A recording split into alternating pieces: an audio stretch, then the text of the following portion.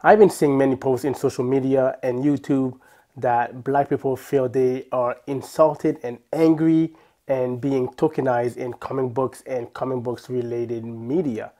As a black person, I understand where they are coming from and how they must feel, but at the same time, when I analyze what they are saying, I feel it's inaccurate, and I'm here to tell you why.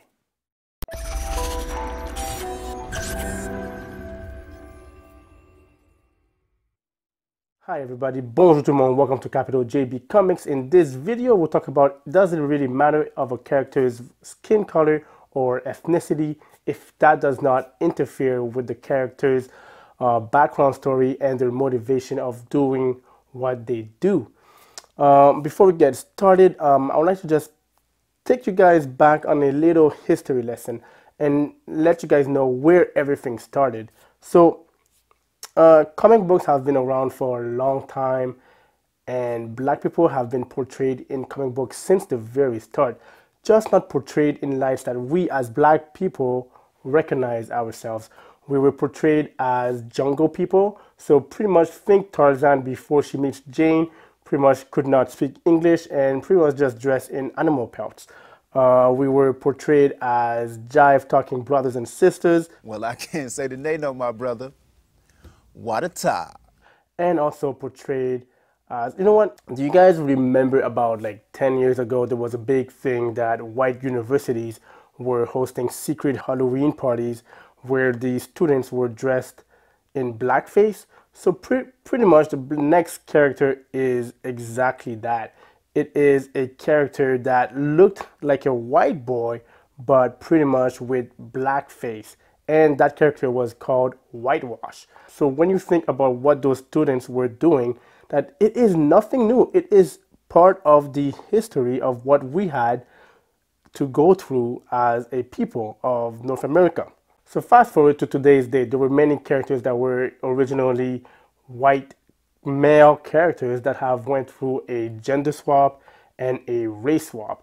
And people are angry about that because they feel that Marvel and DC have had established characters for about 80 years now that they have developed for around 50 years, and those characters have grown. Instead of creating new and interesting characters, we are given sloppy seconds of a already established white character.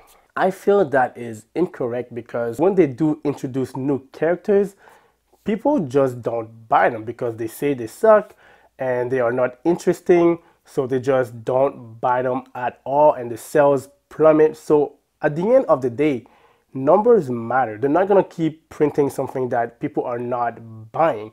So the next best thing for them was, okay, then we'll give you part of a character that is already popular and there is familiarity, so everyone will know where that character comes from, and we'll just make him a different race or a different sex. I mean, obviously for any brand or product to grow, it needs to find ways to tap into new audiences. So when you were telling me about, so I'm like, part of me is like, you know, as a woman, if you're looking to be interested in a character, if it feels like it's just sort of the secondary knockoff of a male character, then I don't see that being necessarily super like empowering, you know? But then part of me also wonders if there's some familiarity. I recognize what this is and I can see how they go together. So I don't know if the approach maybe necessarily was the best. Obviously there was a lot of backlash, whether it was good or bad. People are saying that a character does not need to look like them for them to like that character. When I think about that, I think about me as a young boy watching Spider-Man for the first time, and I love everything about Spider-Man.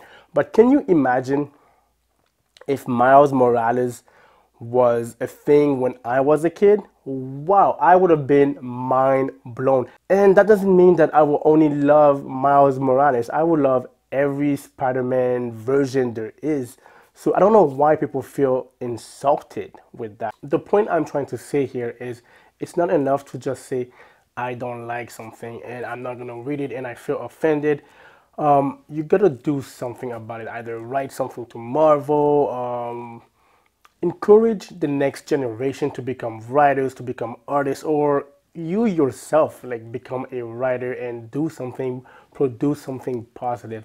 In my opinion, just complaining about it and being angry never solves anything and never moves anything forward. The next big controversy is DC's Starfire from DC's Titan. That show, you can watch it on Netflix right now. In the comics, Starfire is an orange looking alien.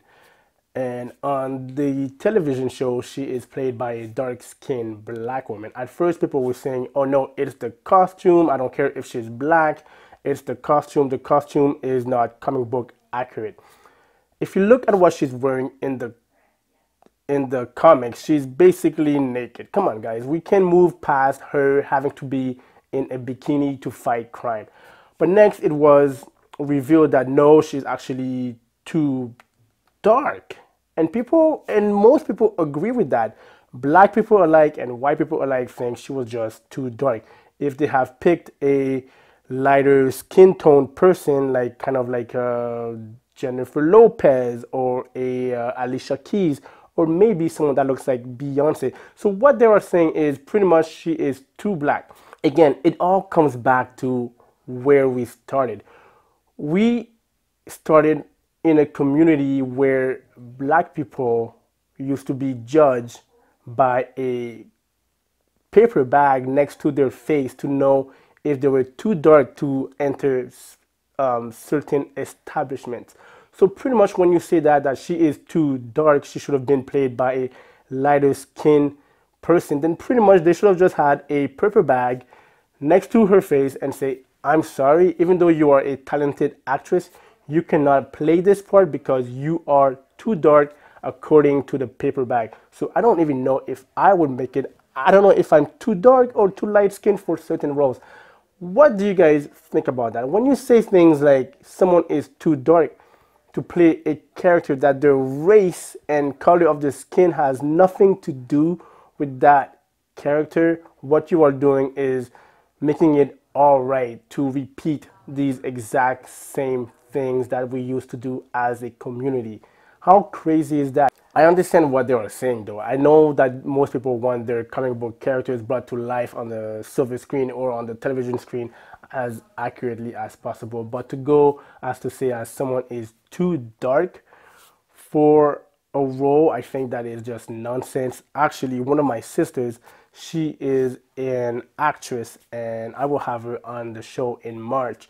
And I will ask her these exact same questions. Like if you audition for a show, do they post that you have to be light skinned or white or a certain shade of black? And I am very interested to know what her answers are.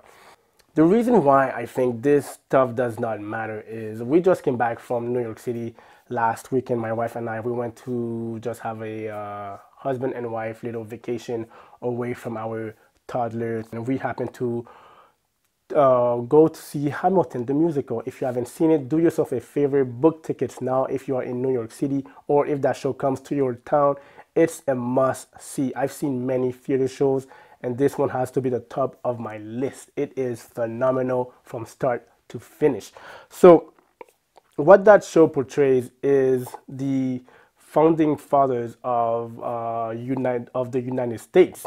For example, it focuses on Alexander Hamilton and George Washington, and it shows us what they had to go through to gain their independence and how it was like after they gained their independence to keep it and to tell the world that they are the real deal. But there is a twist. The cast of the show is mostly black, and the main characters, Alexander Hamilton and George Washington, are played by black men. George Washington is played by like this 6'5" black man with the voice of a R&B god. I swear he was phenomenal. Alexander Hamilton was the star of the show. He was fantastic in everything he did, everything he said. And that just showed you that if you can play the founding fathers of the United States and switch them to be black people, and that doesn't change anything. You believe that those people were who they portrayed to be. At the end of the show, I even Googled, was Alexander Hamilton black? Like, I knew he was not a black man, but he got me believe that, hey, you know what? He could have been a black man, because the color of his skin and his race had nothing to do with the show, and it did not take anything away from his performance. It was fantastic from start to finish. So this is why, to me, the skin color, the race does not matter if it does not take away from their origin story and their motivation to do what they are doing in present day. There you have it. These are my thoughts when it comes to race and skin color in comic books and comic books related media. Like this video. It's important you like this video. I need this video to reach the maximum of people it can. Comment. I am very interested to know what you feel about this subject. You are entitled to your opinion, but make sure you are able to back it up. That's all I ask. And share this video. It's important for us as a society to start having this conversation and try to understand each other better. This is Capitaljbcomics. I'm JB. Have fun collecting, and I'll see you guys soon. Thank you for watching.